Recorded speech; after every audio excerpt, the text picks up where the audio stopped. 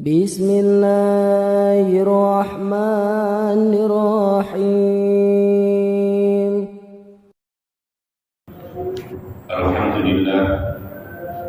Alhamdulillahilladzi awdahat tariqal qaimin wa sahhala minhajis sa'adatil muttaqin wa manahahum asrar imani wa anwar ihsan wal yaqin. Asyhadu an la ilaha illallah wahdahu la syarika lah al-malikul haqqul mubin wa asyhadu anna sayyidana Muhammadan abduhu wa rasuluh as-sadiqul wa'dil amin.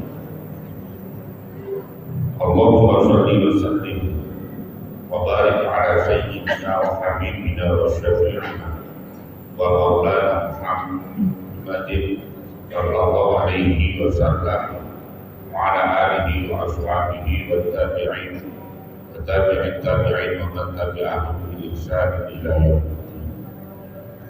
Janabal muhtaramin wa ya ayyuhal muslimun rahimakumullah, ittaqullah haqqa taqwa la'allakum tuflihun. Qad qala ta'ala fi kitabihil karim wa huwa asdaqul qa'ilin, ya ayyuhalladzina amanu taqullaha haqqa tuqatih wa la tamutunna illa wa antum muslimun. Hadirin sekalian rahimakumullah, pertama-tama mari kita panjatkan puja syukur kehadirat Allah Subhanahu wa taala atas segala karunia, kesehatan, kesempatan, kemampuan sehingga kita bisa hadir di tempat yang barokah ini untuk melaksanakan sholat Jumat berjamaah. Semoga apa yang kita lakukan, apa yang kita niatkan dicatat menjadi amal yang baik, amal yang diterima oleh Allah Subhanahu wa taala. Hadirin rahimakumullah, salah satu doa yang sering kita panjatkan dalam segala keadaan adalah doa sapu jagat, yaitu doa Rabbana atina fid dunya hasanah wa fil akhirati hasanah wa qina adzabannar. Yang intinya bahwa manusia itu menginginkan kebahagiaan di dunia maupun di akhirat. Orang inginnya ada al-muwazanah, ada keseimbangan antara kehidupan dunia dan kehidupan akhirat. Ini keinginan hampir seluruh umat Islam.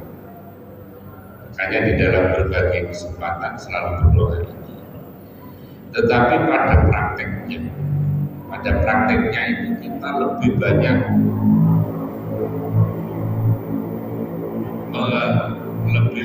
mementingkan urusan kehidupan dunia ini. Kita bisa evaluasi, kita bisa muhasabah ala nafsi. Kira-kira waktu yang kita gunakan untuk akhirat dengan waktu yang kita gunakan untuk di dunia ini kira-kira banyak. Kita ingat kepada Allah dengan tidak ingat kepada Allah lebih banyak. Kita untuk imbang saja antara dunia dengan akhirat itu sulit. Padahal mestinya akhirat itu lebih kita prioritaskan daripada dunia ini. Karena Allah Subhanahu wa taala dan wabtaghi fima ataqallahu darul akhirah wa la tansa nasibaka. Wabtaghi, dan carilah bersungguh-sungguh fima ataqallahu darul akhirah, dalam apa yang telah diberikan oleh Allah kepadamu. Ad-darul akhirah, kampung akhirat. Kita ini mestinya harus bersungguh-sungguh untuk mencari kampung akhirat, kebahagiaan akhirat. Mengapa? Ya karena akhirat itu jauh lebih lama, jauh lebih tidak ada ujungnya. Sementara di dunia ini orang paling 80 tahun, 100 tahun. Tapi di akhirat la nihayat. Kalau kita berpikir normal mestinya kita lebih banyak berpikir tentang akhirat daripada dunia ini. Dan di dalam Al-Quran tadi Allah hanya begini, walakan sana sibaka minat dunia, hanya jangan kamu lupakan bagianmu tentang dunia. Yang satu disuruh bersungguh-sungguh untuk akhirat, kemudian dunia ini hanya jangan lupa. Nah kita ini dalam prakteknya sebaliknya, kita ini bersungguh-sungguh urusan dunia, sementara urusan akhirat hanya jangan lupa. Dan terbalik cara berpikir kita. Cara berpikir. Di dalam ayat yang lain Allah dawuh, walal akhiratu khairul laka minal. Sungguh ada akhirat itu lebih utama, lebih baik bagimu daripada dunia ini. Ini menunjukkan bahwa akhirat itu jauh lebih penting karena durasinya lebih lama dan tidak ada ujungnya. Mestinya kalau kita normal berpikirnya lebih banyak mementingkan akhirat daripada mementingkan dunia. Prakteknya ya kan, prakteknya kita ini untuk imbang saja, mikir dunia dengan mikir akhirat belum bisa. Kita lebih banyak mikir dunia, mulai bangun pagi sampai mau tidur hampir semuanya yang dipikir dunia. Sholat saja yang mestinya jatahnya untuk mikir akhirat, itu yang ingat kadang-kadang adalah dunia. Makanya kemudian jauh-jauh hari Rasulullah Muhammad SAW di dalam kitab Al-Munabbiyat al-Istidad Yaumil Ma'ad yang disusun oleh Al-Hafidh Ibnu Hajar Al-Asqalani, Rasulullah dawuh bahwa sayati ala ummati zamanun yuhibbuna khamsan wa yansawna khamsan.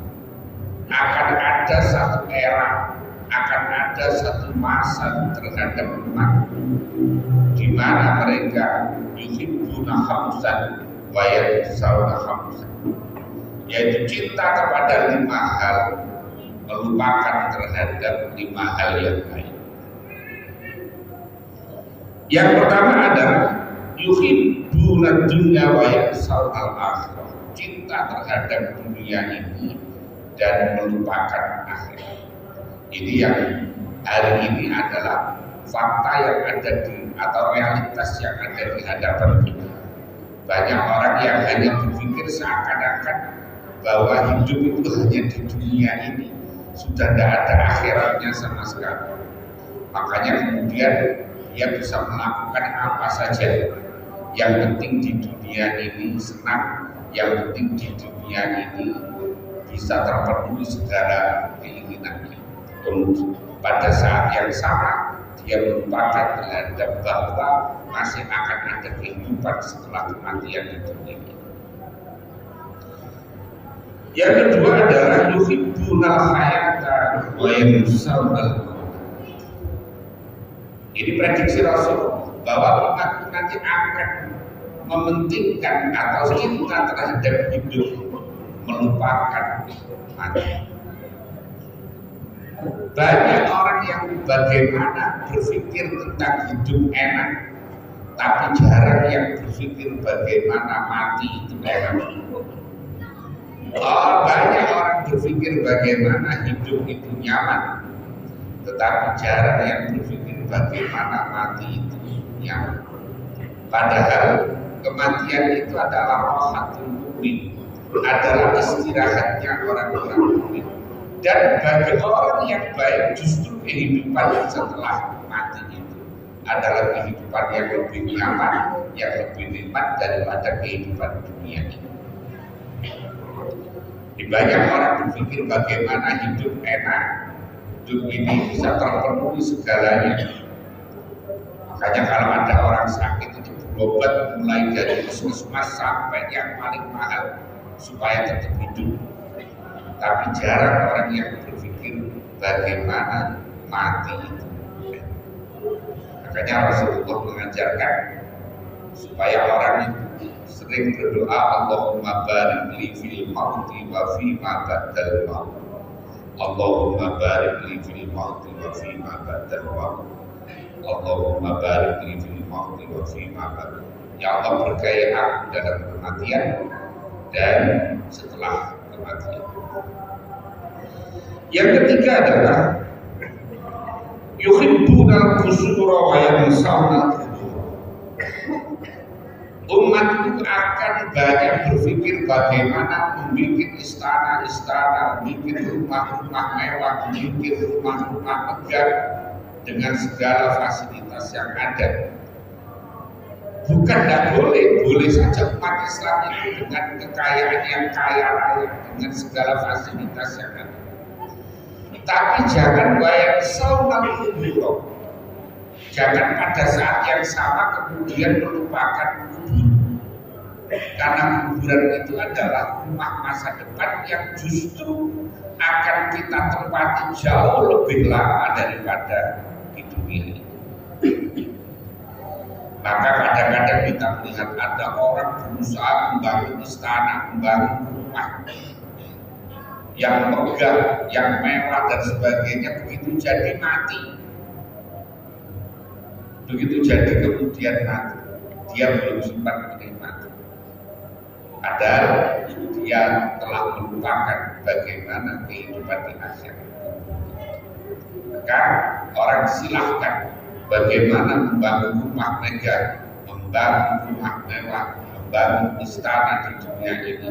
Tapi pada saat yang sama, adalah orang juga berpikir bagaimana orang itu mampu memakmurkan, mampu menikmati kehidupan di dalam kuburan itu gelap. Al-qabru matur, kuburan itu gelap. Wasirajuhu qaulu la ilaha illallah Muhammadur Rasulullah. Nanti yang menerangi adalah ucapan la ilaha illallah Muhammadur Rasulullah.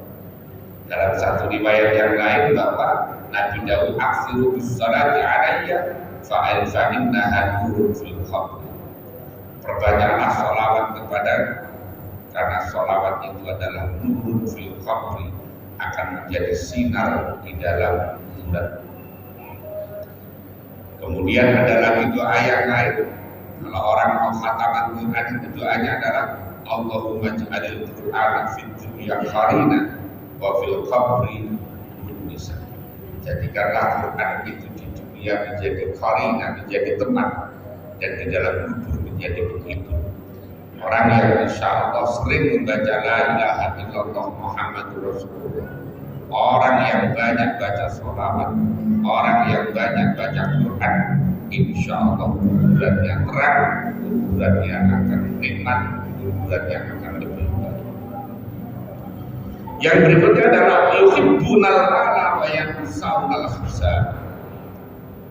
Katanya Nabi, umatku akan mencintai harta benda dan melupakan terhadap hisab. Harta itu semuanya akan dihisab. Ditanya pertanyaan harta, kalau yang lain pertanyaannya hanya zakat. Tapi kalau harta pertanyaannya adalah dari mana kamu mendapatkan dan digunakan untuk apa? Yang digunakan untuk apa? Jadi pertanyaannya, makanya orang semakin banyak hartanya semakin lama hisab. Halaluhu hisabun wa haramuhu adzab. Harta yang halalnya saja hisabnya lama, haramnya adalah lama. Maka kita harus berusaha bagaimana untuk mencari harta dengan cara-cara yang baik dan ditasarrufkan untuk tasarruf penggunaan yang baik. Yang terakhir adalah yuhibbunal khalqa wa yansawna al-khaliq. Umat itu katanya Nabi mencintai terhadap makhluk, mencintai istrinya, mencintai suaminya, mencintai ayahnya, mencintai ibunya, mencintai anaknya, tapi kemudian melupakan terhadap zat yang menciptakan, Padahal cinta kita kepada zat yang menciptakan, kepada Nabi harus melebihi cinta kita kepada diri kita, kepada orang tua kita, anak kita, dan seluruh manusia yang lain. Semoga dengan khutbah yang pendek ini akan mengingatkan mengingatkan kepada kita untuk bagaimana kita berpikir lebih mementingkan akhirat daripada dunia ini, dan kita bisa selamat di dunia maupun di akhirat. Barakallahu li wa lakum bil Qur'anil azim wa nafa'ani wa iyyakum bima fihi minal ayati wal dzikril hakim wa taqabbala minni wa minkum tilawatah innahu jawwadun karim rahmanur rahim wa rabbil warham wa anta khairur rahimin.